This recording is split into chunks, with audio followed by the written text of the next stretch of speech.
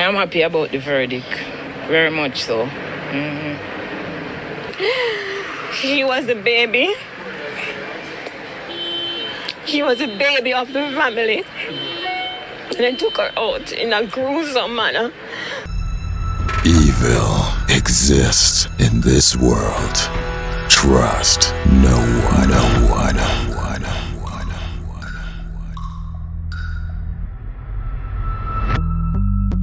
Beachy is guilty.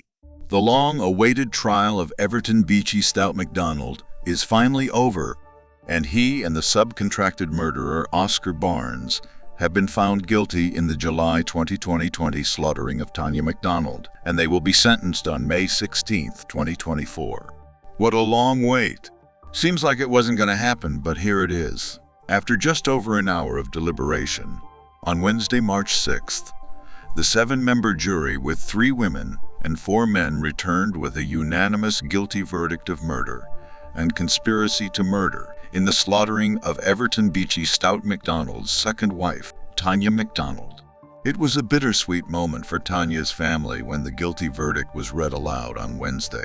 Tonia's mom, Mistress Tonia Hamilton, was all cried out of tears of sadness from the time her daughter was brutally murdered in July 2020 to the time her trial started in September 2023.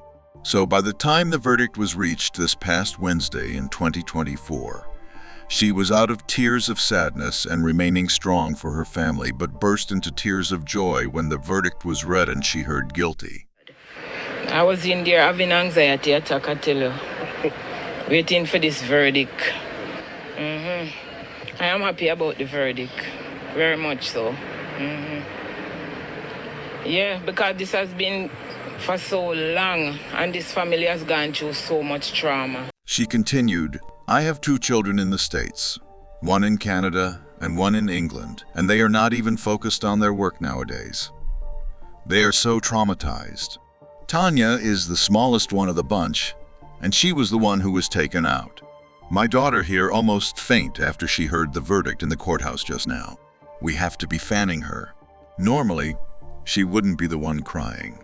I would be crying all the time and she would be there for me. It's been hard for all of us. I've lost my husband as well, and I was shot as well and left for dead in the car with my husband.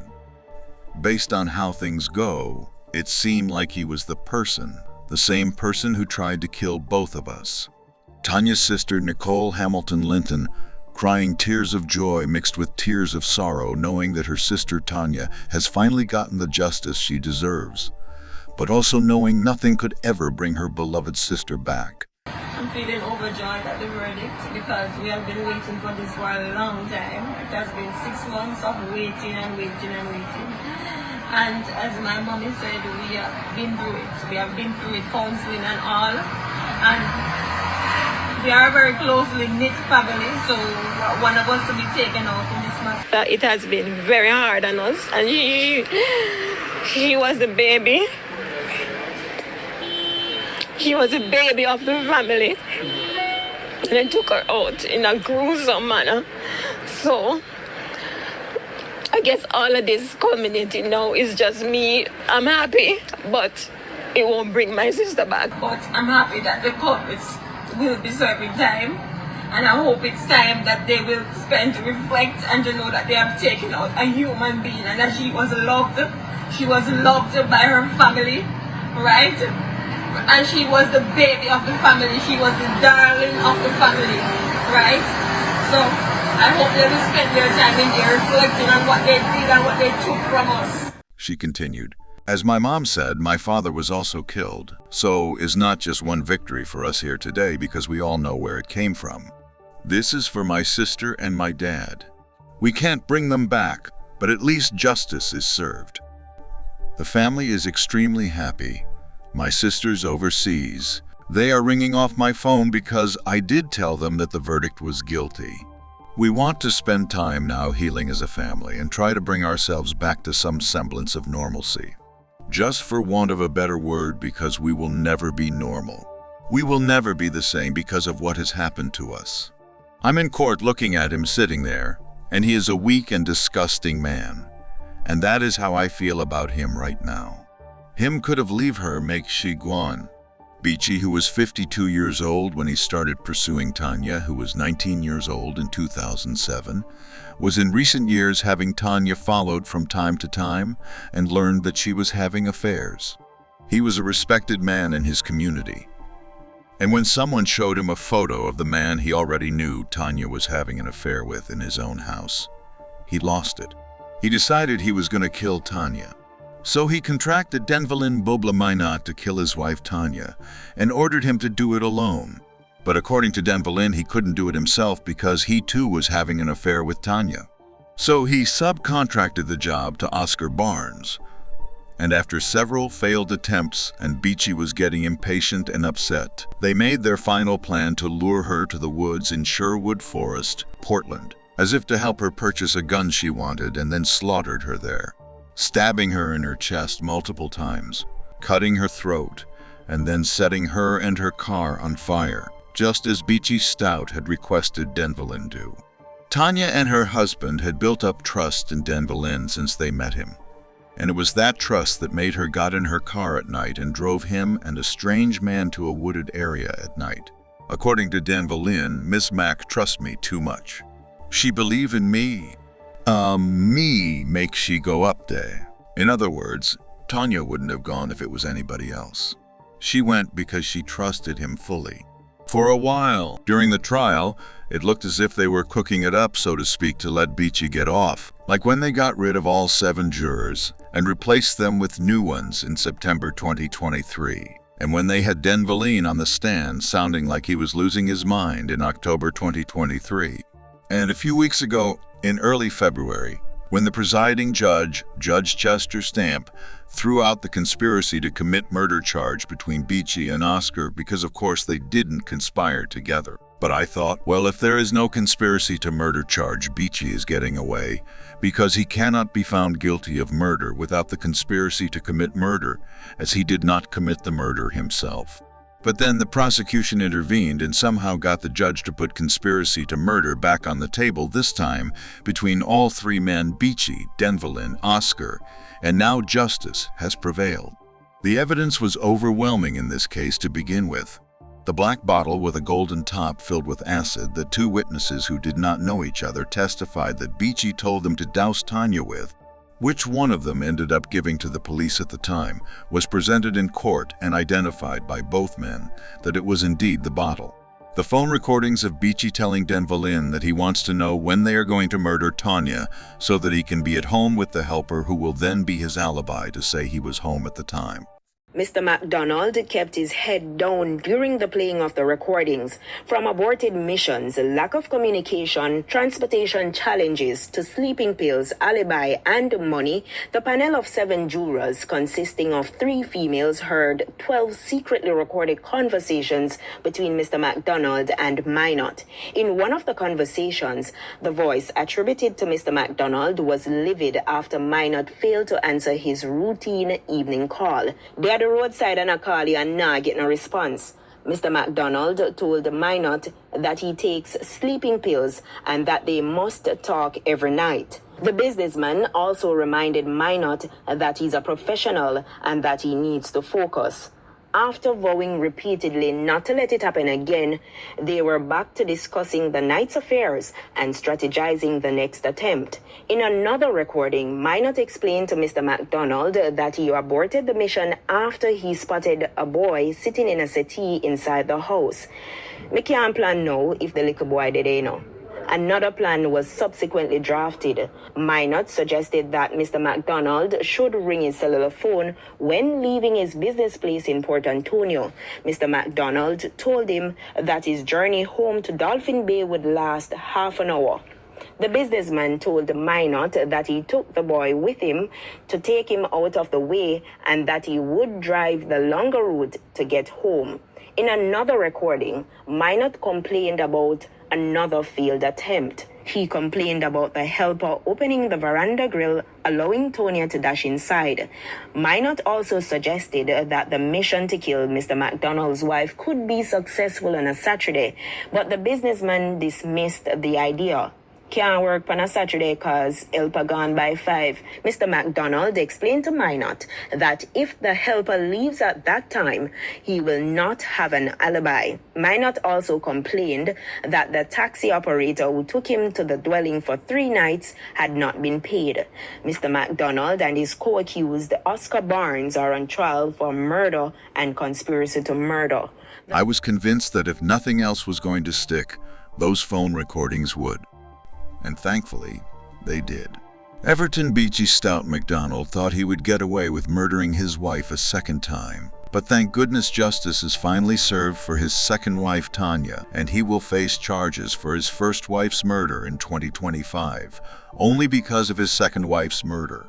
For a while, he got away with killing his first wife, Merlene, in 2009, and he was confident he would get away with killing his second wife. But thankfully, he did not pay the $3 million he promised the contracted killer, which made him go to the police and spilled everything. And thankfully, the jury saw what was real, even though Beachy had great top-notch lawyers who did a phenomenal job of discrediting the main witness and contracted killer, Denvelin. Denvelin took the stand and told the court the truth, the whole truth, and nothing but the truth, to the point of telling on himself. He told them he had an affair with Tonia, and he did not have to tell them that when they didn't even ask. That could have thrown the whole case off, as Beachy Stout's lawyers tried to have done, turning it on Denvelin saying he murdered Tonia because he was jealous she was sleeping with other men. The jury saw through it all. Kudos, Jamaica, for getting it right this time. You've dodged a bullet, so to speak, because this was such a clear and obvious case that Everton Beachy Stout McDonald was guilty, and any other outcome but guilty would have Jamaicans and others around the world losing faith in the Jamaican justice system. And way to go to the jurors who did not allow intimidation of deciding the fate of a wealthy and powerful man to thwart their judgment, or his lawyers' efforts of discrediting the main witness and trying to nullify every evidence that was put forth, to throw them off course from seeing the evidence as they were. Yes, the attorneys were doing their jobs, but I'm happy the jurors saw through it. Everton Beachy Stout McDonald really thought he was untouchable. He had gotten away with his first wife's murder and was sure he would get away again. And he probably would. Think about it. If he had paid the $3 million he promised to Denvelin for his wife's murder instead of laughing at him and asking him, you think a $3 million easy fee work? He would not have gone to the police, and the case would no doubt be another case that goes unsolved. He must be wishing right now he would have paid that $3 million he promised to pay to slaughter his wife, because he must have spent much more than that to hire not 1, not 2, but 5 top lawyers to defend him, only to be found guilty in the end. Like all of us, Tonia wasn't perfect. She did what she did the best way she knew how. And because she came up short in her husband Beachy's eyes, murdering her should not have been the solution. Tonia was no more of value to Beachy, but she was of value to her family and many others. He should have divorced her and let her go. Now her family has removed and denounced the name McDonald from Tonia's tombstone and their family history, and it's only fitting that we honor that by referring to Tonia as Tonia Hamilton moving forward.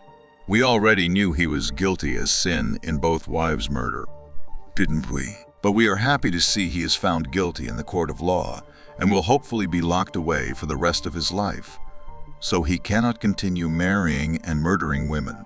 Old men, please stop pursuing these younger women, dazzling them with your expensive gifts and offer of a better life when you know you are decades apart, already lived your life and have tons of experiences, both good and bad, and she is not as experienced and thus vulnerable to you. And young women, please stay strong and not fall into their trap when they're dangling all the things you would love to have in front of your eyes.